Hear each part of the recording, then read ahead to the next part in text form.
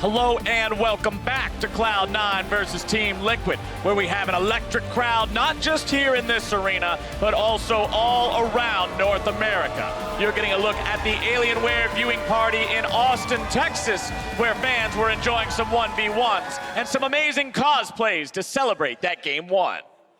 Looks good, man. That looks like a lot of fun. Yeah, I saw a lot of Team Liquid jerseys in that video as well, and I bet they were celebrating game number one because that was domination. You're definitely happy about that one if you're a Team Liquid fan. If you're a Cloud9 fan, obviously you want to see some changes for game number two, and I think for a lot of people, those changes start in the draft. Yeah, I think they certainly do, right? You know, I would like to see Cloud9 give themselves more options of attack. When you're going for that Karma top lane, it's very rarely a place that you're going to look to snowball and actually constantly gank. I think that their game plan in game one perhaps was too obvious, and we saw that Xmithie was always around that mid lane protecting Jensen from the inevitable ganks, and Svenskeren was there. It didn't work out. Thankfully for Cloud9, they now get the choice of blue side, so they can have access to that power pick. Right now on 9:15, we have red side pretty much having to ban Yuumi as well as the Akali. So a couple of bans kind of out the window on red side, and it frees up Cloud9 to specifically target Team Liquid a little bit more. As you can see already, the cat is already out of the bag. Yep, cat tax has to be paid. Team Liquid will remove that one from the table, also getting rid of the Akali. And the Corki and Sonar, the first bans here for Cloud9. They don't want to make the mistake of letting Doublelift onto the Sonateric shenanigans that we've seen other teams make in the past. I love that that was his highlights when he was walking out was the Sona power chord. You know he's got to love it. It's a signature champion. Oh yeah, just that's what he's going to be known for, years into the future. A man and his Sona. Forget the Lucian. It's all about that Sona. All right. Well, and I'm really excited to see, is Cloud9 going to look for something like that first pick Aatrox themselves, trying to take that away? You know, Impact has been pretty happy to play things like the GP into that, the Kennen, you know, as well. You know, he has quite a few picks that he is comfortable with, but, you know, I want to see Cloud9 give themselves options to play around both of their solo lanes so that it is not as obvious where they are going to go. And it's clear to me that Team Liquid have their eyes on the junglers still. This Gragas will probably be permabanned versus Svenskeren. They don't want the MVP jungler to have a champion that can be that explosive. So Cloud9 opt for the next best choice for them. The Sejuani does have the initiation, does take away some of the front line that Team Liquid like to rely on. Yeah, this is kind of interesting because it's not really that early game powerhouse. This is much more of a scaling jungler, and I think you know, Xmithie is going to be very comfortable to take something like a Trundle or even the J4 into this. You know, playing kind of the more defensive end of the matchup is often where he is happiest. But yeah, going from picking something like a Zeyzal first rotation on red side to Sejuani literally first pick on blue, at least to me signals a pretty drastic change in mindset coming into the second game. The other thing you have to remember though is in some cases, in some 2v2s, it actually can be really strong in the early game, and that is with a melee champion. If you pair it alongside something like an Irelia, which is not actually banned out this time along, or the Renekton, the Kled, some of these different picks that Cloud9 have brought out, you can turn yourself into a stronger 2v2 combo. Lock it in. There we go. The smile on your face. Team Liquid respond to the Sejuani. They'll grab themselves the Tahm Kench early on for some safety and some mobility around the map, and they'll grab the Skarner for that pick potential. I mentioned last game when it was banned how much of a winning record Xmithie has on this champion. Skarner also deters a lot of melee threats, kind of pushing Cloud9 more into a range situation where they're going to want to set up. You know, already having Sejuani behind that sort of lineup, are they still going with the Irelia even into Skarner? This becomes a hard choice for Irelia because Irelia wants to get her burst, right? She needs to get her wave clear from the Tiamat as well as the Trinity Force. Fitting a QSS in comes much later, and it comes at a very big cost to this champion.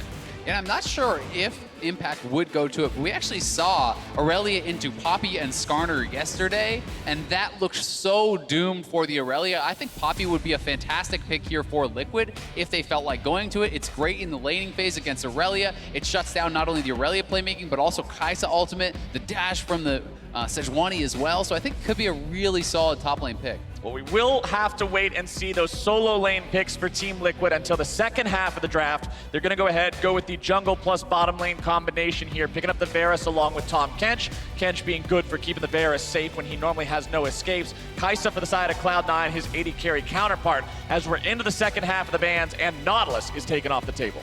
Varus, Tahm, Kench might be the second most highly prized duo for bottom lane. Varus extremely powerful in that lane phase. And with Tahm, Kench safety here, Team Liquid basically deterred any sort of plan around bottom lane that Cloud9 would want to get off the ground early. So it is going to be maybe a more predictable plan once again from Cloud9 as the Sejuani Irelia. You're always going to expect those two to be playing very closely. And that can allow for Team Liquid another game plan that will easily answer that of Cloud9. It is interesting, though. This Varus certainly one of the most picked throughout this entire year for Doublelift, but not a pick that he's had a tremendous amount of success on. 4 and 6 in this year on the pick, so it has not really been the same level of domination that you come to expect from Doublelift on a lot of his other champions, where he is sporting these incredible win rates and dominating statistics.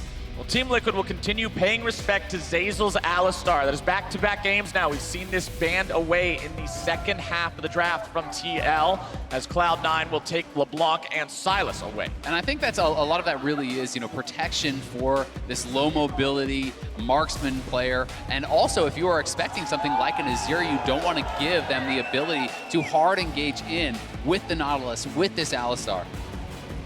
All right, Cloud9, what will the answer be? Again, facing Impact's Aatrox.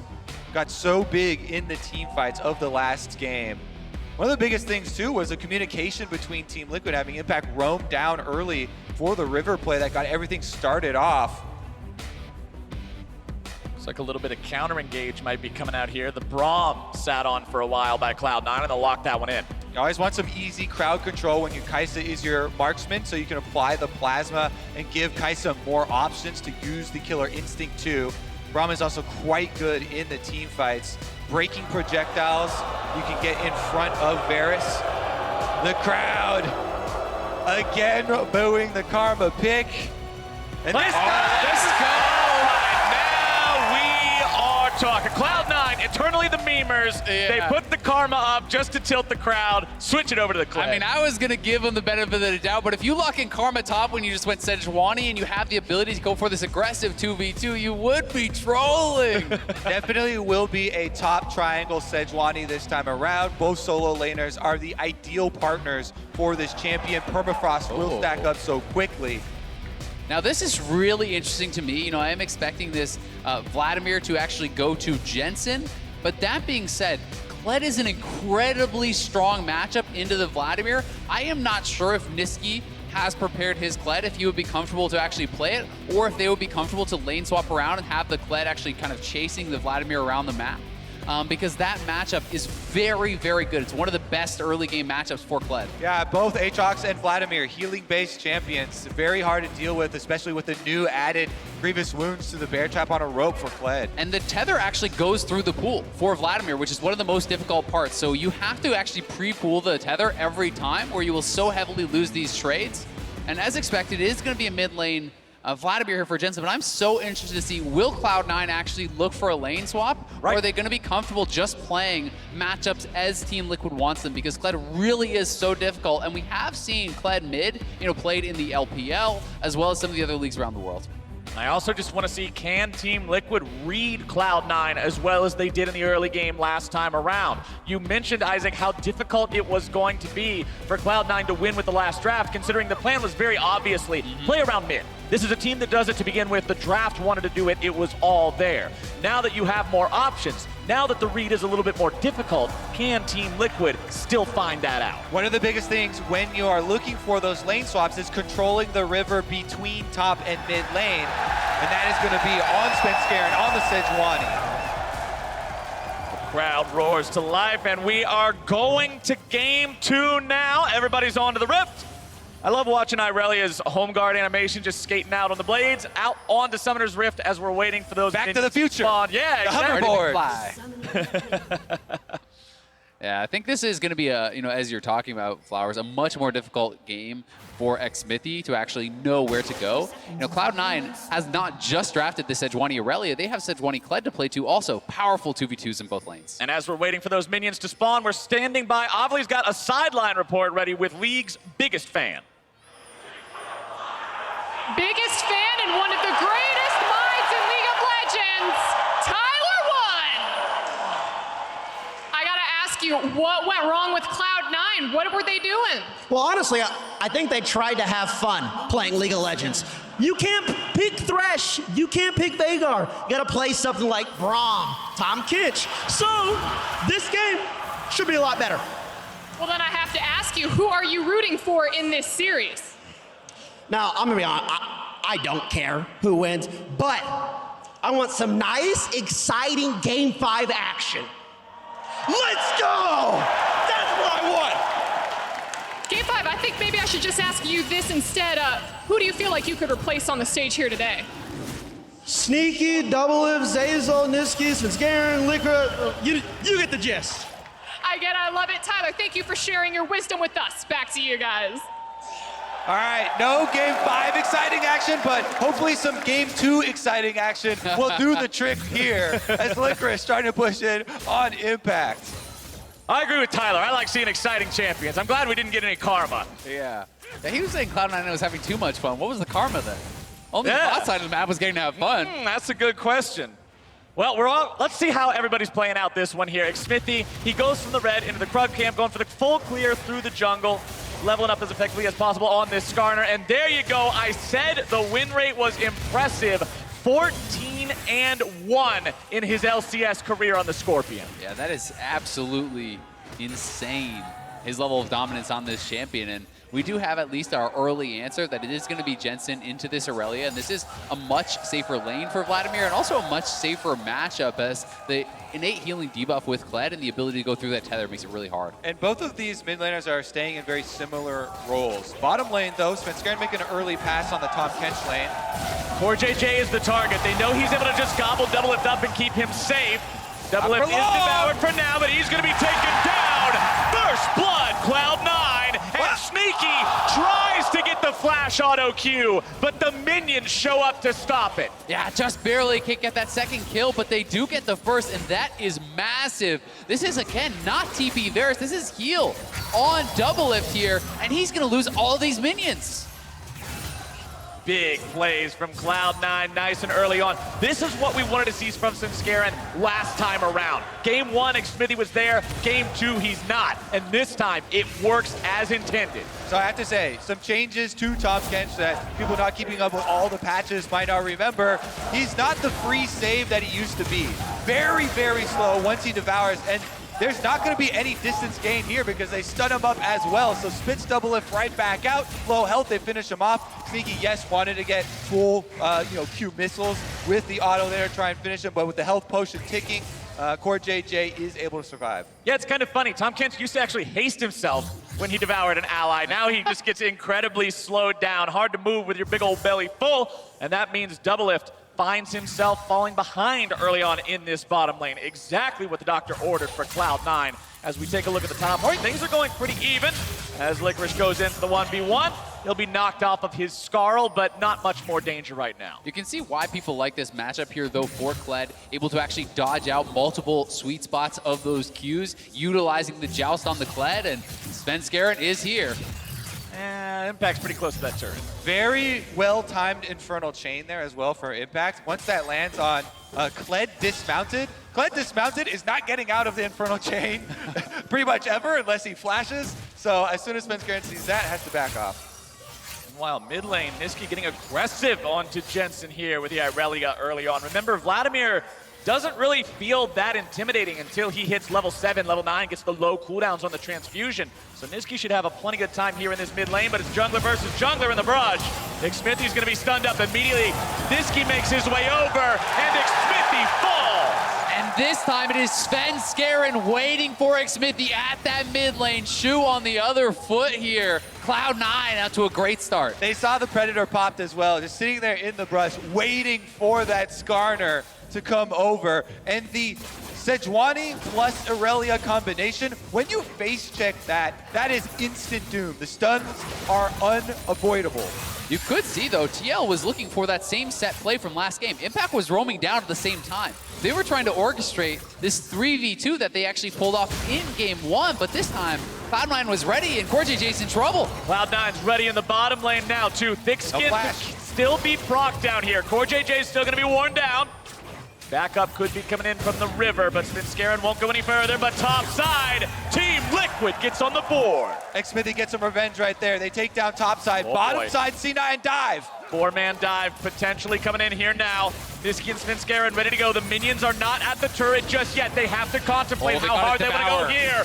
Vanguard's edge comes out. TP's going through. CoreJJ is down, but at what cost? Svenskeren with a flash away, and Impact's now going to be taken very low. Nisqy falls, and Impact falls as well. Sneaky's grabbing the kill onto that one, and Jensen can do nothing. Cloud9 crush Team Liquid. Cloud9 clean house on the bottom half of the map. Absolutely dismantling Team Liquid with multiple teleports coming in. They follow through on the tower dive, and this is going to be a fed Sneaky. That is a huge advantage here for Cloud9. Doublelift falling down again. We'll lose all these minions. And it was Cloud9 with the full commitment to the bot side. Up on the top side, it's the kill over onto Licorice from Xmithie and Impact. They get the dismount, they knock him down, but this was happening at the same time as the play was being orchestrated on the bottom side. And when Kled respawned, they could go for the 5-man bot. And it's actually that play, that information that Skarner is committed to the top side of the map that gives Cloud9 full authority to go for this dive. They know they can answer the same amount of teleports, but no Skarner will ever show up. So it is a 5 versus 4, and look at that finish. They're able to get the last kill off of Licorice ulting down, charging Doublelift, diving the tower. He knows he can just dismount under it, and it will be a clean dive, no further casualties. Nisqy's hyped up about it. Zeyzal, you and I talked a little bit between the games about how the situation of the first game, Svenskeren picking the early champion in the Zeyzal, using the flash at level 2, not getting a kill, sort of spelt doom for his early game, but the man is popping off here in game number 2, as once again, V3. blood in the bottom lane. Sneaky's gonna be taken low. Xmithie drags him back, but the damage isn't there just yet. Shut down over to CoreJJ, who's also gonna be keeping Xmithie alive. Svenskeren tries to find something. He'll get one, but he loses his life for it. That was critical for Xmithie. He needed that counter gank to work because Doublelift was getting picked on so much. That was Cloud9's biggest plan in this game, attacking the bottom side, attacking Team Liquid's biggest strength. Up until this point, it had worked flawlessly. They get 2 for 1, and Sneaky does go down, but thankfully for C9, he still has his teleport cooldown. So that death is not nearly as detrimental as the ones that they inflicted upon Doublelift, upon CoreJJ. Everything still is online for C9 to continue on with this plan. Yeah, I think that's such a good point. You know, this is the double combat summoners here for the TL bot lane, and yet they're the one, you know, on the receiving end of this punishment. And, you know, if you are playing TP, it's much less detrimental. You can get all that additional experience, but you're going to be behind in XP and gold at this point. And now Cloud9 doing what we saw Liquid do in the last game, taking control over the early Drake after establishing priority in the mid and bottom lanes. They'll secure the Mountain Drake for themselves, and they'll look for the fight onto the TL bottom side. Vanguard's edge will lock them in place. CoreJJ will fall, and he'll spit up his lunch too. Nisqy's grabbing the kill, and TL's in the dirt. Zeyzal has to be highlighted. That Braum ultimate passing through Doublelift to CoreJJ. They know Tahm Kench is the one to get. They're able to take down the bottom lane once again, getting too close to contest that dragon. There was no reason for Team Liquid, no incentive there to actually get out from under the tower, and they give over more gold to this Cloud9 onslaught. Team Liquid looking a bit out of sorts here. You know, kind of crumbling under this immense amount of pressure that Cloud9 is actually putting on them non-stop, trying to force onto this bottom lane. Despite a well-timed devour from CoreJJ, you pointed it out, Kobe, you're so slow on this Tahm Kench. There's no real chance of escape. I mean, you're stuck in the Vanguard's edge, too. As soon as you hit the blades, it's over. There was just too much manpower for Cloud9, and they are 3,500 gold ahead, 10 minutes into this game. No turrets have fallen. We're still pretty comfortably in the laning phase, and Cloud9 is just smashing this early game. Now they're onto the Rift Herald. Cloud9, definitely the team that takes more risks, and also the team getting more rewards this time around. Rift Herald getting burned down. Impact does roam through, but they don't have vision on it, and he's actually been seen over this ward, so I would expect Cloud9 to further this plan. Topside is wide open. They've got the Rift Herald. They can not only use that Rift Herald to get the plates, they'll take the whole tower. Yeah, Team Liquid very clearly kind of just handshaking on this. They had already sent 3 members down to that bot side, so they are going to try to get a turret for themselves in the bottom lane. But C9 will get this more quickly with the Rift. And the question becomes, when do you go back to top lane to try to deal with this? Because Cloud9 could potentially continue the push on the tier 2 if they want. Bottom side, Doublelift and CoreJJ will get back as much plate money as they can. They will simply just surrender that top lane tier 1, not worried about it whatsoever. Nisqy will try to escort Shelly up to at least get the second charge off. You're seeing pings coming out from Cloud9 throughout this top side jungle right now, pulling bodies over to potentially continue that push, as you said. They might go for this dive here. Svenskeren positioning behind the tower. Xmithie hovering around and shadowing his top laner. Throw out the Glacial Fissure. Impact's in danger. Svenskeren looking to find him. Nice body block coming out from Xmithie there. Still looking to make some sort of a play happen. Pull's going to make it a 1-for-1. And Cloud9 is behind enemy lines. Jensen's able to make some moves onto both bottom lane members. The pop onto Sneaky. And Xmithie's in retreat from Licorice. C9 brings in the entirety of the cavalry. The charge makes it happen. And the T2 is down. Cloud9 is just playing so well together as a team, not backing down whatsoever. After that tough game 1, they are just going right at TL and looking to punch him in the mouth.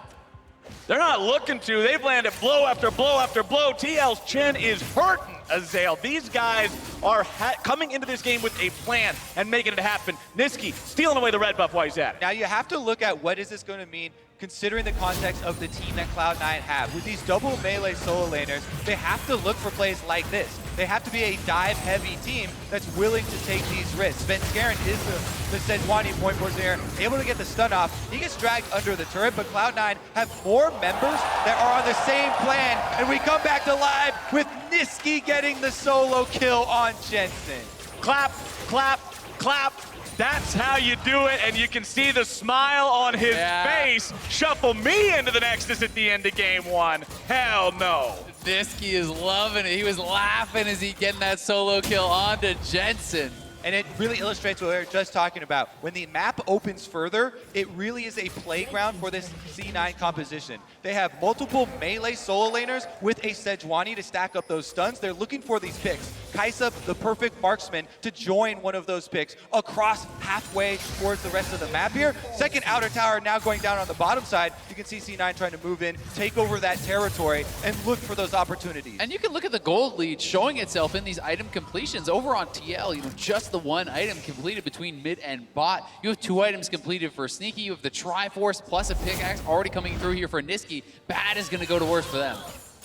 Vanguard's edge didn't even connect in the replay, but he didn't need it. Man, that stun was beautiful.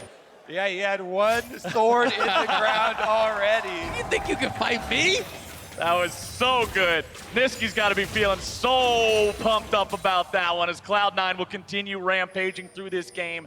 5K gold up. Both turrets down in those side lanes before the 14-minute mark meant 10 plates without even considering the state of the mid lane turret. As C9, with this lead they've built for themselves, they know TL can't fight for the break. Especially since if anyone transitions here through the jungle, Braum, Sejuani. These Freljord champions are so good at controlling these small corridors. You can see even Impact having a hard time transitioning over to get farm on the bottom half of the map. This is where Cloud9's team is at its best. Yeah, Cloud9 is really doing a good job denying vision this game. They're trying to make these rotations difficult for TL. You know, taking over this bottom quadrant of the map, you know, Impact is always going to have to walk the safe way. That means your rotations are going to be much slower between mid and bot than Cloud9, who could just cut straight through that jungle. You saw the stats come up. It's about 1,000 gold in turret plates that stand out between these two teams. Only part of the lead C9 has built up for themselves as they're now going to keep pressuring on to the tier 2s. Oftentimes we see teams stall out around this point of the game. They don't have enough of a lead to push further into that enemy territory. But Cloud9 has done a substantial job here early on, and they're going to keep moving forward. Yeah, as you can see with the zoom out, you mine away the jungle camps here, Wolves and Grom and Blue Buff taken away by Cloud9, while Team Liquid have to play protection considering the dive opportunities that are there with these tanky champions. So So now for TL, it is about slowing down the pace of the game, giving an opportunity for Jensen, for Doublelift to kind of claw their way back, farming up, completing these critical items, because we know how strong they can be in a team fight. You have this powerful front line, Vladimir and Varus, to be the kind of core damage dealers here for TL. So if you give them the opportunity, they can certainly make something happen with it. And I think an important resource in them trying to accomplish that goal are the teleports, right? Yeah. Because Team Liquid, they can't afford to go too far out into enemy territory lest they get, lose the 1v1 or get picked off there. So if they have the teleports available like now with Jensen and Impact, then they can try and respond to the offensive play of Cloud9, and that's why you might see some hesitancy from C9 to actually call that play on the mid tower. I do like this buy here from Nisqy, though, grabbing the Executioners. When you're up against Vladimir as well as the Aatrox, no matter who meets you in that side lane, this is going to give you a lot more pressure and seriously can make a huge difference in any potential 1v1. I'm looking to see what Cloud9 does here for the next 3 minutes or so, because we're still a way away from Baron spawning. We're still a way away from the Drake spawning. Team Liquid is doing a good job defending the last remaining outer turret. And it's up to Cloud9, really, if anything's going to happen in this game anytime soon. Liquid's not going to be forcing a thing. If C9 decide they can find that window or just force it open like they have so far, maybe we'll see something. They're going into Team Liquid's jungle. Again, retaining control of the jungle camps denies more income for Team Liquid in the meantime. Red buff coming up here. You can tell Team Liquid fishing around for a little bit of vision, try and get one of these objectives for themselves, but it's so dangerous considering the control Cloud9 have, and they could be laying a trap. Nisqy now showing topside, though. Nisqy dashing towards Jensen, but won't find a whole lot. And this is especially bad when you're playing Skarner. When you lose your Spire in your jungle, you're a melee minion. You walk up, you get cut out, you're dead. You walk up too close, you're still probably dead, even if you don't immediately get caught, because you're slow and you're weak and you got no mana. At least he's a melee minion with a stopwatch, so maybe in the team fight, maybe there's a way out. He'll be able to, buy some time at least. But Cloud9 should just continue to keep this pressure up on Team Liquid. They're slowly increasing. Yeah, and I think for them, they are happy to wait for this Baron. You have the Mountain Dragon, but this could be a potential chase down here onto Impact. Impact's in some trouble. Keeping himself healed up, though. Nice use of the World Ender and the extra damage and the extra healing. But Licorice has extra buddies coming down. Sneaky goes in looking to finish this one off. Impact's able to knock him up into the air. It's going to be a 1-for-1. Xmithie dragging Sneaky back, taking him very low. And that's the trade. The teleport got stopped from Jensen, though. They solo killed Jensen on the top side as he was trying to TP in, and Nisqy is pressuring the base. If there's ever a time to get a solo kill, that is it. Nisqy will kick that door in as Zeyzal and Svenskeren are pushing onto the tier 1 mid. Pings are coming out from TL onto the top side. They want to stop Nisqy, but he should be able to back away in time. Even sweeter, killing your replacement there.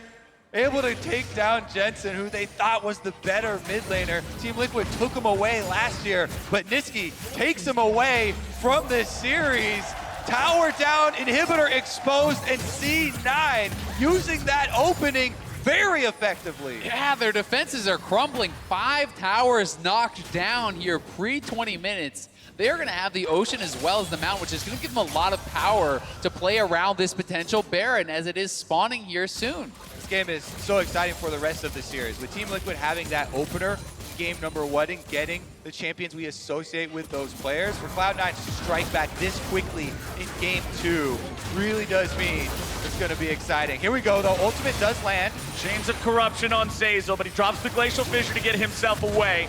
C9 has to be careful to not overcommit to this defense. They will keep their support alive. Xmithie used the Predator, but he did not find anything with it. Considering he went for the Gargoyle Stoneplate second instead of the Righteous Glory, that means there's not a lot of initiation potential here from TL, and that's a free drink for Cloud9. That was a very important timing on that play as well. Baron spawning now 20 minutes in. If you lose your key member right before the Baron spawn, everything can go downhill. Nisqy sees him right in vision, though. Yeah. Just goes right up the minions. Jensen, no respect for Nisqy there. That was just terrible. He saw him on the minions. Well, now it's going to be more trouble for Team Liquid as Doublelift gets himself caught out, having to pop the Summoners, getting himself away. CoreJJ is going to be taken down next. The flank has arrived, and so has Cloud9. They will evaporate evaporate Team Liquid in front of their eyes. It's a 1 for 4, and they're on to the Baron. C9 just running all over Team Liquid in game number 2 here. Baron will be theirs, and it looks like they are going to straight for the base. What a move by C9. Yeah, that was a huge fight for them. 21 minutes, and they are on the Red Bull power play here. Gonna be seeing if they can close out this game or at least extend that gold lead even more. Team Liquid once again exposing themselves to these picks we're talking about with the hard initiation from Svenskeren on Sejuani starting it off, and the flank from Licorice's Kled. He teleports in to the right side of mid lane for the perfect Kled ultimate right in onto Doublelift. Coming from multiple points, this is a signature C9 team fight we have come to expect over this summer. Yeah, they have been so quick to actually coordinate on these fights. That was Nisqy TPing on one side, Licorice TPing on the other side, as Svenskeren goes for the engagement. That is exactly the kind of team fighting you want to see. Cloud9 now getting the Baron buff in all 3 lanes. They are looking to close the trap here on TL and look to push themselves to this game 3. I mentioned in game 1 how Team Liquid has a fast game time when they took their Baron. Cloud9 took this one earlier, and they already have the base opened up with the tier 3 turret that Nisqy found top lane just a little while ago. That means I am fully expecting to see some inhibitors in ruins by the time this buff wears off. They got to do the due diligence, though. Take the spires, put down the wards, secure the entirety of the jungle as they move forward, and choke TL out of this game. And they have such dominant soul laners. You really, with that open inhibitor on the top side, can just wait to establish an advantage there. And now Impact is moving away from that top side. TL knows they're going to have to force something because you will slowly bleed out of this, so they need to look for a potential engage. Nobody can answer Nisqy at this point either. Irelia with Ignite up in the bottom side. Nobody's even heading to that half of the map. You can see Team Liquid, nobody wants that duty, and Nisqy's able to get the minions all the way into the turret. Even with 4 members mid, they can't force everything. This is a Braum, Kai'Sa, both with QSSs. Xmithie tries to go up to the top side, but Licorice isn't too worried about it here just yet. Push is going to continue. Zeyzal looking to get himself away, but he's going to be collapsed on. Stopwatch will buy the time, and Team Liquid's looking to start the fight. Health bar's going to be taken low. Sneaky's going on a killing spree as Xmithie's also about to die. The damage continues ticking, but Licorice has to get himself back over the wall. CoreJJ and Doublelift will continue the chase, and Piercing Arrow finds his heart. Team Liquid a much needed defense there. The Baron up C9 have been thwarted. Round number 2 though, they return. Nisqy going deep onto Jensen again. Ain't no reason to pump the brakes just yet here for C9. But Nisqy down to 10% means it's time to get out. CoreJJ is taken low. Jensen's going to be kept alive by transfusion. Sneaky goes 1 for 1 with him, and Cloud9 is still popping off. Sneaky forces the Cloud9 victory in that team fight. Oh my goodness. Flash and ult in to take down the Vladimir. They know if they don't take out that pivotal sustained mage from the mid lane, they won't get through. Impact has revived though, and he's back at it. Impact and Xmithie trying to make the 2-man defense. Svenskeren dashing away, barely going to be keeping himself alive.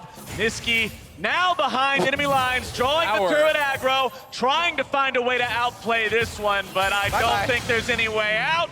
And Xmithie gets him with the chainsaw. Team Liquid are going to hold the line, though. C9 do get some kills, but they do not lose an inhibitor critically, despite being so far behind at this point in the game.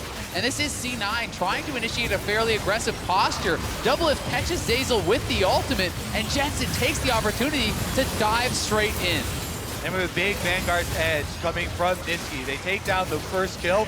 No stun there on Xmithie, so he gets to go back to Fountain and heal after this. Licorice getting sniped down by Doublelift on the end. You think that's a stop to it, but the minions come through. Baron buff on. Jensen pulled down. Means that Sneaky's going to look for this with Kai'Sa. He has Killer Instinct available. Even with Nisqy getting jumped back, we returned alive and they got a pick.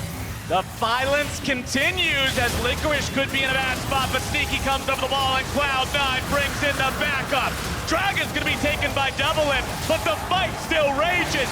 Jensen drops to Sneaky, and now they're looking to bring more damage into Licorice. Team Liquid will try to make their stand. Doublelift taking over!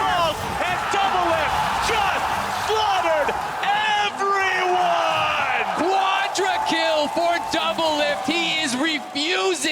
lose this game. Found the perfect positioning in that corridor. He stand, he fought, and he came up with 4 huge kills. Only Nisqy remains from Cloud9. Team Liquid, when backed into a corner, will show their team, and they continue to hang on. All right, so they were going down for the Dragon, then head back up through the jungle here. Pull starts it out onto Licorice, and you have the full commitment. Sneaky ulting in once again as the Kaisa onto Jensen, takes down that one. But once Doublelift returns from the Dragon, C9 have no way to get back to this Varus. Svenskeren tries to charge him, but there's no follow-up there, and he's able to free fire. He even flashes forward to get those last 2. And you have got to remember, there was no Nisqy there. They took this fight without him. Doublelift coming up, this positioning in the corridor. The ultimate connecting on multiple members. The piercing arrows going through. You can see the hurricane bolts flying through there.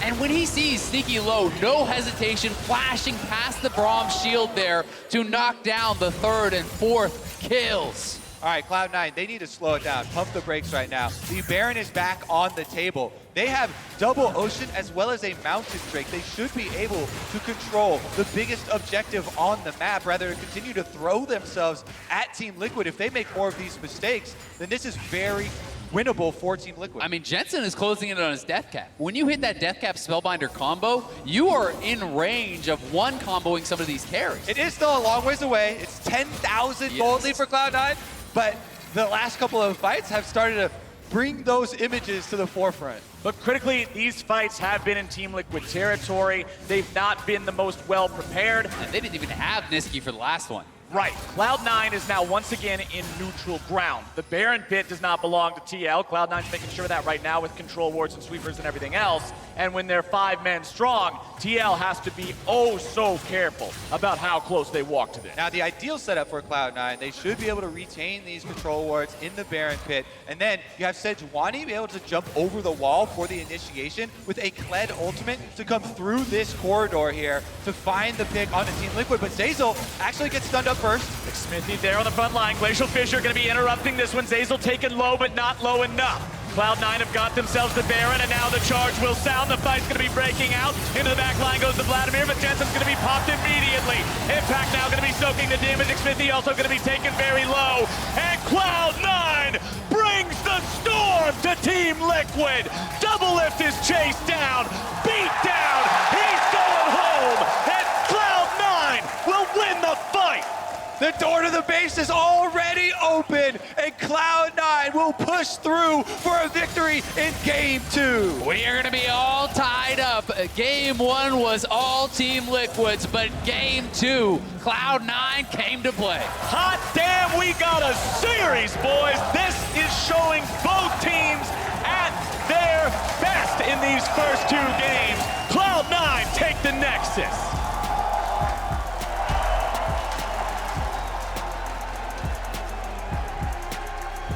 You have got to give so much credit to Cloud9, bouncing right back after a devastating Game 1. Svenskeren right back in MVP form, 4-3-20 on the Sejuani. No, you did not hear me wrong. 20 assists, Kobe!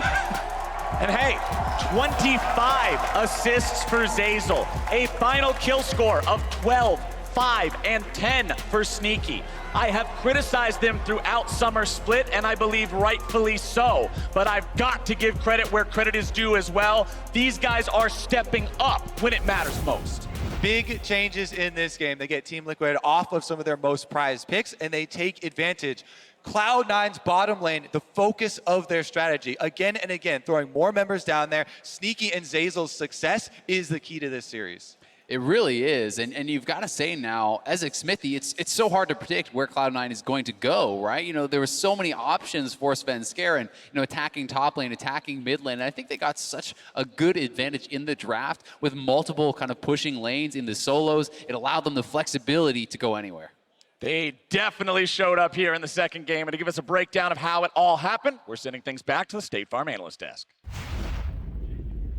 Thank you, Flowers. Cloud9 have brought us to 1-1, so we've brought WWE superstar Cesaro onto the desk to help us make sense of it all and how it's breaking down here in North America. I say how it's breaking down here in North America because you were just over in the LPL not a couple days ago, getting to watch the LPL fight through some sick battles. Yeah, that's true. I actually got to kick off the LPL playoffs with my friend Xavier Woods from Up Down Down, WB's gaming YouTube channel. So it was cool to see the LPL and their playing style, and I think we saw some of that play style here in Game 2. Right, not shying away from a fight. That's basically the signature fights, move. all team fights, and I love it. All right, so Cloud9 maybe taking a page out of the LPL's playbook there and looking to find those fights. I want to take a look at Champion Select. Game 1, there was audible boos around the entire stadium as the Karma was picked up and then hovered again here in Game 2, but it gets swapped over to the Kled. Yeah, one of my favorite developments of the Detroit Finals is when Karma is hovered, it gets boos. And I'm glad that C9 opted away from it. The entire team composition was so much better for C9 than in Game 1. In Game 1, they had Thresh and Veigar for Unreliable Engage. In Game 2, all 5 members of their team could start a team fight, and you saw that in multiple plays this game. I think a part of it was also that Nisqy got Irelia. That can't happen again. He is unbelievable. The 1v1 outplays that he had, I've never seen an Irelia played like that. Yeah, you can see some of the difficulty maybe for the red side for Team Liquid, having to throw out that Yuumi ban, not being able to maybe take that Irelia off the table. Cesaro, referencing again your experience now over in LPL, and then here just yesterday, we had the Poppies coming out. Now we've got the Kled. You yourself are a top laner. How are you feeling about the way that the meta is developing here in this series around the top lane? Well, like I said, I'm really happy that Karma top gets booed here in Detroit. I think we should keep that everywhere.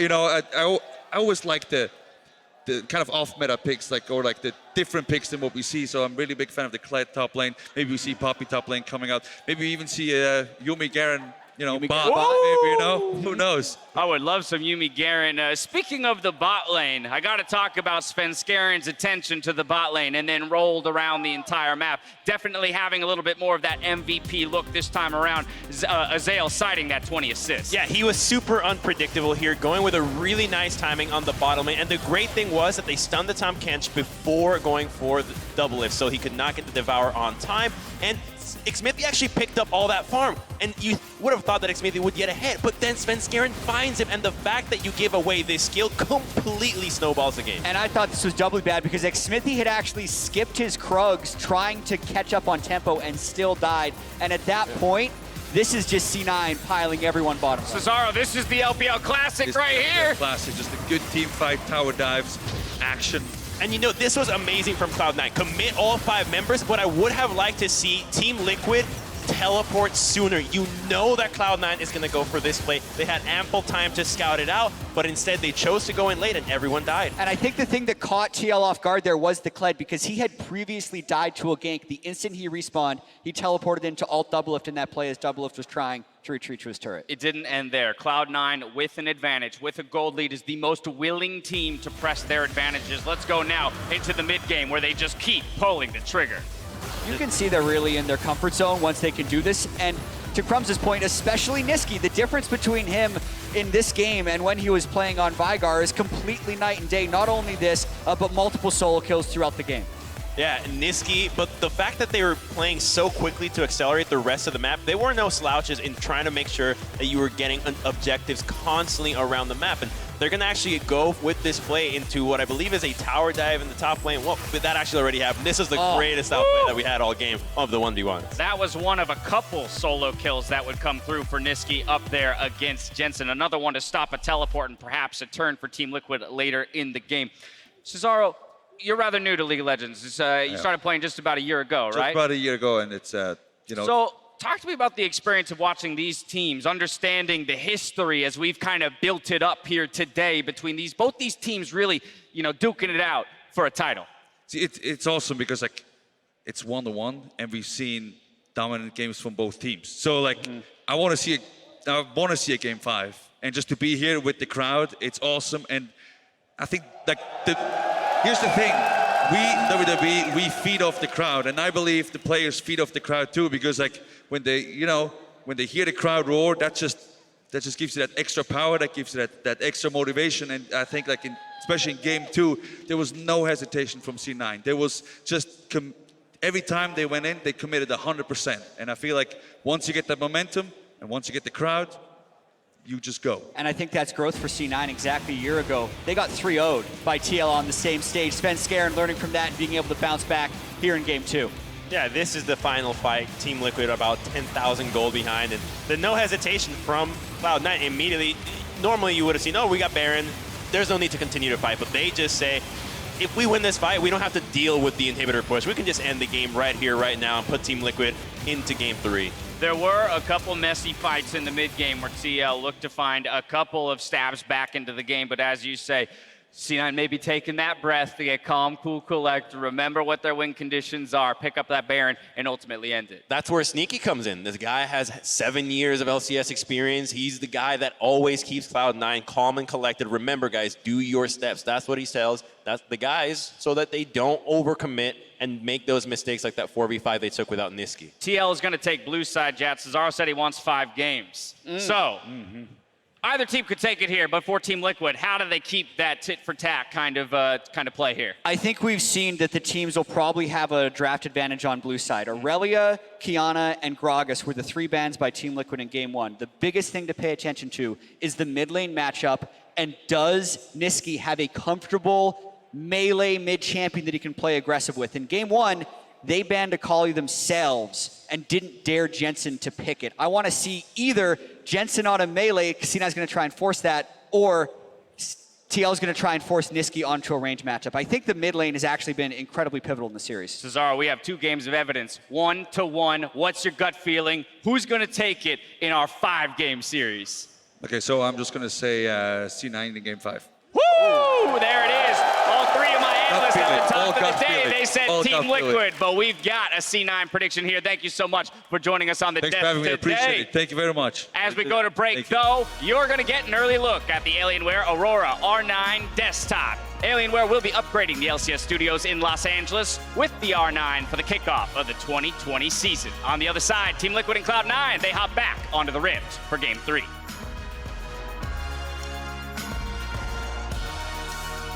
CoreJJ is the target. They know he's able to just gobble Doublelift up and keep him safe. Doublelift is devoured for now, but he's going to be taken down. I'm fine. Blood. Stop. He's done. Kill him. Nice. Vanguard's edge will lock them in place. CoreJJ will fall, and he'll spin up his lunge too. Jensen's able to make some moves onto both bottom lane members. The pop onto Sneaky, and Xmithie's in retreat from Licorice. C9 brings in the entirety of the cavalry. The charge makes it happen, and the T2 is down. I got tag on him. I'm on dance. Yeah, mash the flash. To the ball. I got tag. Kill the Aatrox. I got it. Team Liquid will try to make their stand. Take it over. And Doublelift just slaughtered everyone. Impact now going to be soaking the damage. Xmithie also going to be taken very low. And Cloud9 brings the storm to Team Liquid. Every click, Every frame. Every press. every sound. They're playing aggressive. I'll take mid. Every advantage. When the difference Between winning and losing, is measured in milliseconds. everything. Everything counts. The Alienware Legendary Battle Station.